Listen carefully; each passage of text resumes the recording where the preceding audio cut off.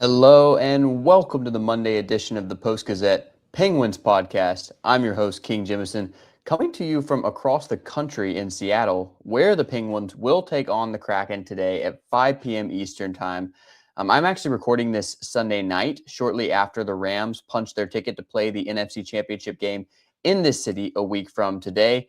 But as you're listening to this, this show will be coming out Monday morning, so the game will be Monday afternoon Eastern Time on Martin Luther King Jr. Day. I had a great time today enjoying some of the wonderful Washington Mountains, but now it is time for hockey. And this is a pretty massive road trip for the Pens. They're coming off 4 losses in their past 5 games, 2 of those in shootout, so they picked up important points there. But now they're out west for 4 games, starting here in Seattle today, and then Calgary, Edmonton, and Vancouver. 3 of those teams, including Monday's opponent, the Kraken, have fewer points than the Penguins. So there's an opportunity here, but we know that a road trip like this can also be fraught with peril. So we're going to talk a little bit about Saturday's loss to Columbus, the only game that's happened since we last recorded on Friday. Going to preview the trip a little bit and hit on some of the recent roster moves and news. But first, just want to remind you that this show is presented by FanDuel, where you can bet on all the NHL action. The Penguins are minus 134 favorites here in Seattle today. And as I like to do, I wanted to update you on the Penguins playoff odds at FanDuel as well. They're plus 145 at this point. So let's start by talking a little bit about the Columbus game on Saturday. A great crowd in PPG Paints Arena, a big Saturday night home game. And the Penguins got off to a very, very nice start. They were able to pick up 2 goals in the first period after allowing the opener to the Blue Jackets. And it just kind of looked like from there, against a Columbus team that, that the Pens have been able to beat in their last couple matchups, that they might be able to sort of cruise to a win. Of course, with this team this year, that was not the case. They played a really poor second period. Columbus was able to take a 3-2 lead, and perhaps one of the parts that stung most about that was that Danton Heinen, traded away in the Egor Chinakhov trade in late December, had that go-ahead goal in towards the end of the second period. And the Pens had almost no offensive momentum in the second, and they really weren't able to generate much in the third either. Now, in the third, they were working well. They were getting some chances, but Elvis Merzlikins was unbelievable. After, he gave up a couple goals in the first period, he was absolutely shutting the Pens down from there. Then, as they've done a lot recently, they were able to find some late game magic. Specifically, the captain came through. Sidney Crosby scores a goal with 1 minute remaining off of a Chris Letang shot that he redirected, and the Pens head to overtime, picking up a point. That was a very big moment because I think a regulation loss in that spot, which would have been the third regulation loss in 5 games, I think that would have really, really stung and been a bad way to start out this critical week here on the road. But instead, they were able to pick up the point at home, and then it ends up going to a shootout, and we already know what happened there. So I'm going to pause and look at the shootout separately, but first, just to take another glance at this game.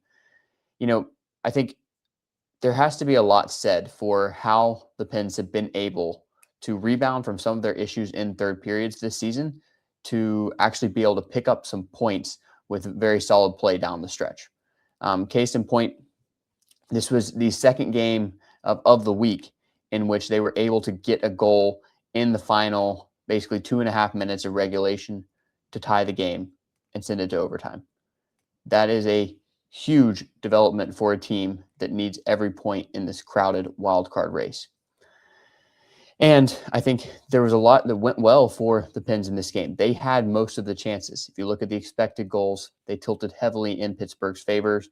It was not Arturs Silovs' strongest performance in the first couple periods in particular. He picked it up in the third period and overtime, made some big saves, but I think he would have liked to have at least one of those goals back earlier in the game. And then Merzlikins was excellent in net for Columbus and stymied some really strong chances. So the game goes to shootout, whether it really deserved to or not, because the Penguins dominated the overtime period, the 3-on-3 overtime period. I believe they took 6 of 8 shots in that overtime, but all for naught because Merzlikins was there and they weren't able to convert. And so they go to a shootout. And credit to Silovs, he was better than he has been in some. He stopped 2 of 4 attempts. He stopped Columbus's second and third attempt to keep his team in it. But Egor Chinakhov was the only Penn who was able to score in this shootout. The other 3, Sidney, Crosby, Brian Russ, Ricard Raquel, all stopped. And so the Penn shootout woes continue. They fall to 1-7 in shootout games. And folks, you've seen the Eastern Conference standings, the Metropolitan Division standings. You know what these points are going to mean down the stretch. And they just keep letting them slip away. Opponents are shooting .609 against the Pens in shootouts with 14 goals. The Penguins are shooting .292 with 7 goals. So double the goals for their opponents in shootouts. We know Arturs Silovs has struggled. He's only saved 7 of the 20 shootout attempts he's faced this season. But the shooters are becoming a real problem here too. The team is only 7 for 24 on their shootout attempts. Crosby has fallen to 1 for 7. Brian Russ is 1 for 5. Ricard Raquel, 1 for 3. And it's hard to say who should be called up to fill that role. Egor Chinakhov is the only Penn with multiple shootout goals this season. He also has the team's best career shootout shot percentage because he's 4 for 7 in his young career. But I would love to see some new faces there. I would just love to see some new moves tried, whatever they can do, because these points are certainly going to hurt them down the stretch. So that was the Columbus game. Just one more stat to point out, despite all the justifiable hand-wringing about the Pens in third periods, we know they've blown some leads. They're actually +2 in third period scoring. This year, they've been able to score 6 goals with the extra attacker on in those 6-on-5 situations.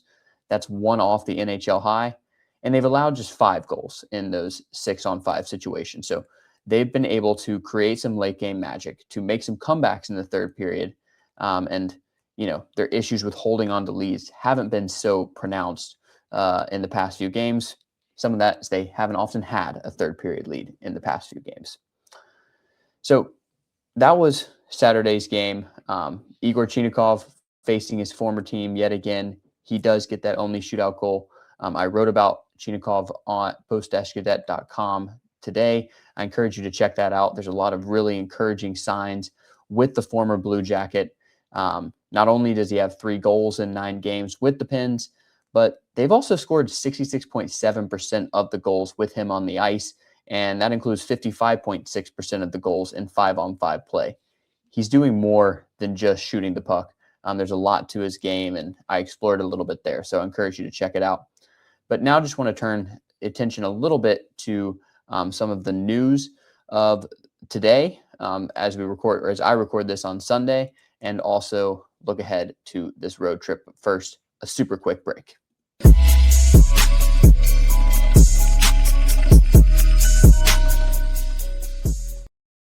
So back here on the Post-Gazette Penguins podcast, I'm King Jemison coming to you from Seattle. I'm recording on Sunday night. This is going to come out on Monday. Monday will be the first of a 4-game Western road trip for the Pens, starting here in Seattle. They'll go on to Calgary, Edmonton, and Vancouver over the next week. And we're going to talk a little bit about that trip and the importance of it for this team, where they're at in the standings. But first, just want to touch on a few news items from a practice that I was not at today. I actually made my way to Seattle this morning. The Pens practice about noon Eastern time, but from reports in practice, some interesting developments. First of all, Erik Karlsson was out there in a non-contact jersey. No change in status, according to Dan Muse, but it is encouraging that he's going to be traveling with the team. I don't think that necessarily means he's returning during this road trip, but hopefully it means that the reevaluation window in 2 weeks will be it for his absence, and he's able to return shortly after that point. But I'll keep you updated on what I'm seeing from him in morning skates, in practices on this road trip as well. Also, some roster moves. So, Joona Koppanen was called up to join the NHL club for this Western road trip. And in a corresponding move, Rutger McGroarty was activated from injured reserve. So, he's been fully cleared from his concussion, but he has been sent down to Wilkes-Barre. This is a bit disappointing news when you just look at it in the context of Rutgers' season, that, he was this super promising prospect. He still is, but I think we expected more from him this season. His season was never really able to get out to the start that he would have liked. He wasn't able to play till December 1st because of an offseason injury. And then, in his first 16 games, the Pens, he has just 3 points. Then he suffers this concussion, and now he's headed back down to Wilkes-Barre. Disappointing news on its face, and not the best sign for where he's going to be in his near future.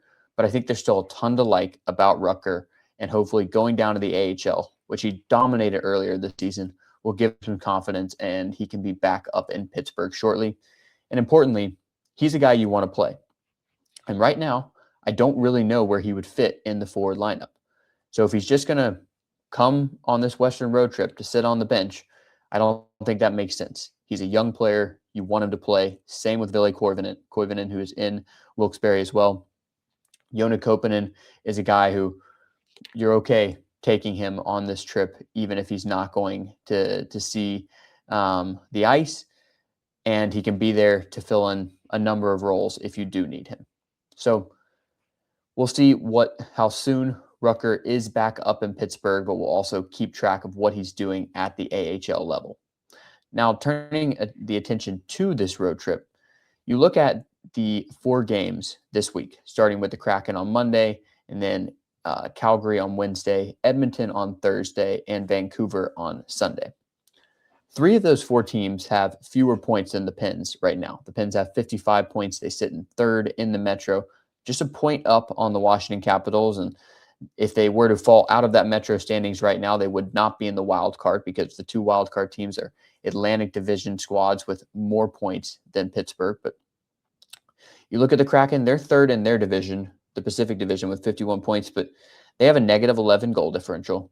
Their offensive numbers are quite terrible. I was just looking at the Sports Logic report, and there's a whole lot of red on it, folks, and red is not the color you want to see on that Sports Logic report. That means they're ranking among the bottom of the league in those offensive categories.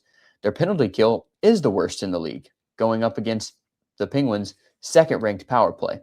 That should be a clear advantage if Pittsburgh is able to draw some penalties. Then you go to Calgary, who have a .479 point percentage. They just traded away today, as I'm recording this, Rasmus Andersson to Las Vegas. One of their best players is gone. That is a team that is not actively really trying to compete for anything this season, and the Pens are. And then the end of the road trip is in Vancouver, who the Canucks are quite literally the basement of the NHL right now. They are last place in the West, last place in the entire league by a pretty wide margin with just 37 points. They're 16, 27, and 5, and they traded away their best player, Quinn Hughes, earlier this season, of course. So those are 3 games, Seattle, Calgary, and Vancouver, that the Pens should win, that they will likely be favorites in. We're going to forget about the Thursday night game in Edmonton on the 2nd night of a back-to-back. I think we saw how the first meeting between those teams went. I don't have high hopes for that one. But if the Pens are able to come out of this with at least 5 or 6 points, they're going to really set themselves up well for this stretch run to the Olympic break. And I think it's a critical time for this team to build some momentum. I think we saw them come out of the holiday break on fire and win 6 straight. It's stalled a little bit since then. They've been gone 1-2-2. The shootout problems have popped up again this week. They had some scoring issues that were certainly not there in the early games after the holiday break. And now it's just about finding that consistency with the scoring. I think that's going to be one of the big things on this trip is, can they avoid having those, multi-period droughts where they can't buy a goal? Can they get some production from their 3rd line? I'm looking at that 3rd line with Ben Kindle, Anthony Mantha, and Justin Brazeau. Can they find something? Can you get a little more consistent production from the second line with Evgeni, Malkin, Tommy Novak, and Egor Chinakhov? Can that become a real stalwart for your offense? And then, of course, we know what this power play is capable of. We'll see if they're able to continue the success that they've largely been able to maintain without Erik Karlsson. And then, of course, we know how big goaltending has been for the Pens this season. As the goalies have gone, so have gone the team. Both Stuart Skinner and Arturs Silovs have had some really good starts of late. Can they continue that here on the road? Based on the rotation of games, it would seem like Stuart Skinner would start in Edmonton because Silovs started on Saturday, so that would likely mean that Skinner starts today in Seattle, and then Silovs would be Wednesday in Calgary, giving Skinner the Thursday start in Edmonton. That's going to be an emotional game for him if he does indeed draw that assignment, but he's been playing extremely well and giving the Pens a chance to win every night. So that's going to be something they're going to need to continue to pick up some much-needed points on this road trip, and I'll be there to cover it all. Very excited to be with the team in 4 really cool places, some places I haven't been before, so just excited to experience them and to continue to see what this team can do. And that's going to do it for the Monday edition of the Post-Gazette Penguins podcast. Please like and subscribe wherever you're seeing this. It really does help us get the show out to more folks. And if I can ask you to do one thing, please subscribe at post-gazette.com. I know it's a weird time at the PG, but we are still working hard. We are still putting our best work forward and hope that you will follow along and support that effort. I'll be back with you later this week from Western Canada. We'll see if the schedule remains Monday, Wednesday, Friday. I'll do my best to do that, but just with the game schedule, it may make sense to move days around a little bit. And just want you to know this feed will be active this week from the road. Until then, thanks so much for watching and stay warm. Have a great week, Pittsburgh.